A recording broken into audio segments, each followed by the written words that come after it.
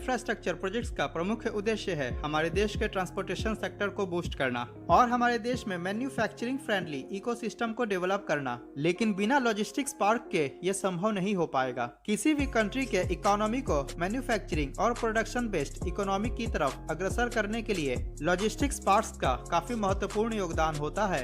अतः इन्हीं सब परिस्थितियों को देखते हुए गवर्नमेंट ऑफ इंडिया ने हमारे देश में 35 मल्टी मॉडल लॉजिस्टिक्स पार्क्स के निर्माण का फैसला लिया है। इस वीडियो में हम जानेंगे कि कौन से 35 मल्टी मॉडल लॉजिस्टिक्स पार्क्स हमारे देश में बनाए जा रहे हैं, आखिर लॉजिस्टिक्स पार्क्स इतना आवश्यक क्यों है और मल्टी मॉडल का क्या अर्थ होता है, एवं लॉजिस्टिक्स पार्क्स किस तरह से मैन्युफैक्चरिंग को बूस्ट करने में सहायक सिद्ध होगा और लॉजिस्टिक्स पार्क्स के निर्माण के बाद किस प्रकार से गुड्स और रॉ मटेरियल के ट्रांसपोर्टेशन कॉस्ट में कमी आएगी। इस वीडियो में इन सभी विशेषताओं के बारे में जानकारी मिलेगी, तो आपसे अनुरोध है कि इस वीडियो को पूरा अंत तक जरूर देखें और वीडियो पसंद आए तो लाइक करें। सबसे पहले लॉजिस्टिक्स को समझते हैं। लॉजिस्टिक्स या संभार तंत्र या सुप्रचालन तंत्र एक ऐसी प्रक्रिया है जिसके अंतर्गत गुड्स, सर्विसेज एंड इंफॉर्मेशन को योजनाबद्ध तरीके से उसके उत्पत्ति वाले स्थान से उपयोग वाले स्थान पर भेजा जाता है। अब लॉजिस्टिक्स पार्क को समझते हैं। लॉजिस्टिक पार्क मूल रूप से औद्योगिक क्षेत्र या इंडस्ट्रियल एरिया होता है जहां लॉजिस्टिक्स को स्टोर किया जाता है और यह logistics park transportation and distribution इत्यादि एक्टिविटीज को मैनेज करता है और यह ट्रांसपोर्टेशन या डिस्ट्रीब्यूशन क्षेत्रीय, राष्ट्रीय या अंतर्राष्ट्रीय पारगमन या ट्रांजिट हो सकता है। और मल्टी मॉडल या मल्टी मॉडल लॉजिस्टिक्स पार्क का क्या अर्थ होता है? इसका उत्तर है वैसे लॉजिस्टिक्स पार्क जो कि एक से ज्यादा ट्रांसपोर्ट प्रणाली से जुड़े हो उनको मल्टी मॉडल लॉजिस्टिक्स पार्क कहते हैं। सपोज कि एक लॉजिस्टिक पार्क है और वो रेलवे, हाईवे, इसके अलावा वाटरवे और एयरवेज इत्यादि से कनेक्ट है, यानी कि उस लॉजिस्टिक पार्क के आसपास एयरपोर्ट और पोर्ट की व्यवस्था है, तो इस प्रकार के लॉजिस्टिक पार्क को मल्टी मॉडल लॉजिस्टिक पार्क कहते हैं। और ऐसे लॉजिस्टिक पार्क लगभग सभी प्रकार की परिवहन व्यवस्था से जुड़े होते हैं, जिससे कि लॉजिस्टिक्स के ट्रांसपोर्टेशन में काफी आसानी होती है और परिवहन के दौरान लगने वाले कॉस्ट में भी काफी कमी आती है और सामान को एक जगह से दूसरी जगह काफी जल्दी और जो परिवहन माध्यम उपयुक्त हो उसका इस्तेमाल करके भेजा जा सकता है।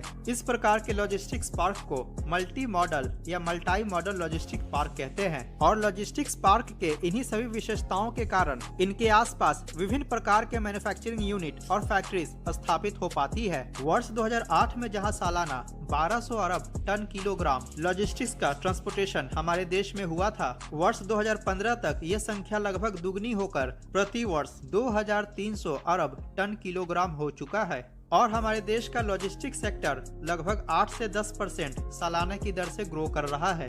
ऐसे में लॉजिस्टिक सेक्टर के फ्यूचर के ग्रोथ को देखते हुए हमारे देश में नए railways, dedicated freight corridor, highways, expressways, cargo airport, port, inland waterways और इनलैंड वाटर पोर्ट्स इत्यादि को डेवलप करने की आवश्यकता है और इसके साथ साथ मल्टी मॉडल लॉजिस्टिक पार्क की आवश्यकता है जो कि इन सभी परिवहन व्यवस्था से जुड़ा हो। अतः इन्हीं सब परिस्थितियों और आंकड़ों को ध्यान में रखते हुए वर्ष 2017 में गवर्नमेंट ऑफ इंडिया के ministry of road transport and highways द्वारा लॉजिस्टिक्स एफिशिएंसी इनहैंसमेंट प्रोग्राम के अंतर्गत 35 मल्टी मॉडल लॉजिस्टिक्स पार्क के निर्माण का निर्णय लिया गया। आपको बता दें कि हमारे देश में लॉजिस्टिक कॉस्ट गुड्स के सोल्ड वैल्यू का लगभग 13% होता है, जबकि दूसरे विकसित और कुछ विकासशील देशों में यह संख्या 8% है। और हमारे देश में एक कंटेनर के इंपोर्ट और एक्सपोर्ट पर लगने वाला कॉस्ट चाइना के मुकाबले 72% ज्यादा है। अतः विदेशी कंपनियों को लुभाने के लिए और हमारे देश की कंपनियों को विदेशी कंपनियों के प्रोडक्ट के कॉस्ट, खासकर चाइना के प्रोडक्ट के कॉस्ट की बराबरी करने के लिए लॉजिस्टिक्स पर लगने वाले खर्च में भारी कमी करने की आवश्यकता है और ऐसा बहुत जल्द होने भी जा रहा है। इस वीडियो में आगे देखते हैं कि हमारे देश में क्षेत्रवार दृष्टिकोण से किस किस क्षेत्र में लॉजिस्टिक पार्क का निर्माण किया जाएगा और यह मल्टी मॉडल लॉजिस्टिक पार्क कौन कौन से ट्रांसपोर्ट मॉडल से कनेक्ट रहेंगे एवं किस प्रकार लॉजिस्टिक पर लगने वाले खर्च में कमी करने में यह लॉजिस्टिक पार्क सहायक सिद्ध होंगे। इन 35 मल्टी मॉडल लॉजिस्टिक्स पार्क्स में 24 भारतमाला परियोजना के अंतर्गत आएंगे और भारतमाला परियोजना के अंतर्गत आने वाले 24 MMLP का निर्माण भारतमाला के नेशनल कॉरिडोर्स के इर्द गिर्द किया जाएगा। जैसा कि आपने भारतमाला परियोजना की वीडियो में देखा होगा, हमारे देश में 6 नेशनल कॉरिडोर्स का निर्माण किया जा रहा है और यह नेशनल कॉरिडोर्स मिनिमम 6 लेन और 8 लेन के होंगे। और वर्तमान में इन 24 मल्टी मॉडल लॉजिस्टिक्स पार्क्स में 7 मल्टी मॉडल लॉजिस्टिक्स पार्क्स के DPR तैयार करने का काम शुरू हो चुका है। और इन 7 मल्टी मॉडल लॉजिस्टिक्स पार्क्स में से असम के बोंगाई गांव में हमारे देश का पहला मल्टी मॉडल लॉजिस्टिक पार्क के निर्माण का कार्य भी शुरू हो चुका है।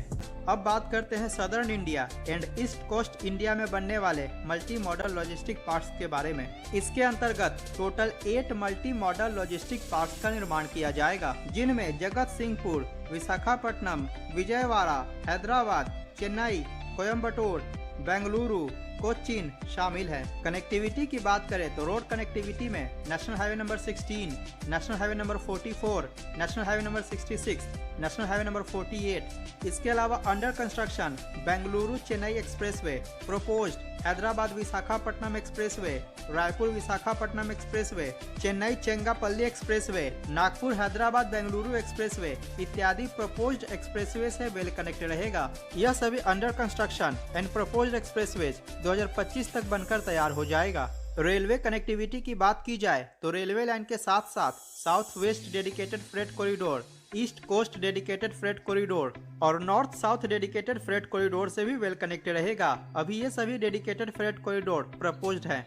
एयर कनेक्टिविटी की बात की जाए तो चेन्नई में सेकेंड इंटरनेशनल एयरपोर्ट का निर्माण किया जाएगा। बेंगलुरु के कांपेगौड़ा इंटरनेशनल एयरपोर्ट के टर्मिनल का विस्तारीकरण किया जा रहा है। आंध्र प्रदेश के कुर्नूल में उरवाकल एयरपोर्ट का निर्माण कार्य चल रहा है। हैदराबाद के राजीव गांधी इंटरनेशनल एयरपोर्ट का विस्तारीकरण किया जाएगा और विशाखापट्टनम इंटरनेशनल एयरपोर्ट के विस्तारीकरण का काम चल रहा है। इसके अलावा ये सभी लॉजिस्टिक पार्क्स और भी वेरियस एयरपोर्ट से कनेक्ट रहेगा।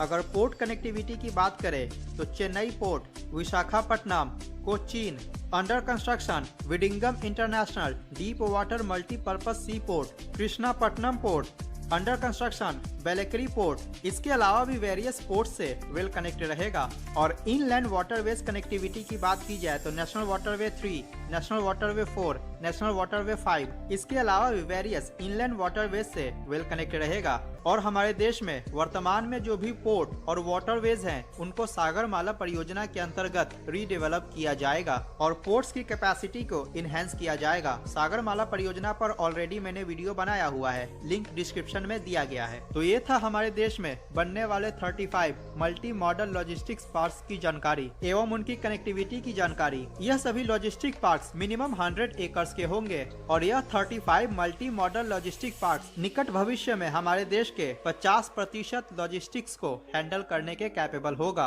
और इन सभी के निर्माण में लगभग 2 लाख करोड़ रुपए खर्च किए जाएंगे और इनके निर्माण के बाद लॉजिस्टिक्स पे लगने वाले ट्रांसपोर्टेशन कॉस्ट में काफी कमी आएगी। अगर वीडियो अच्छा लगा हो तो लाइक करें और चैनल को सब्सक्राइब करके बगल के बेल आइकन को जरूर से प्रेस कर दे। मिलते हैं अगली वीडियो में। नमस्कार, जय हिंद।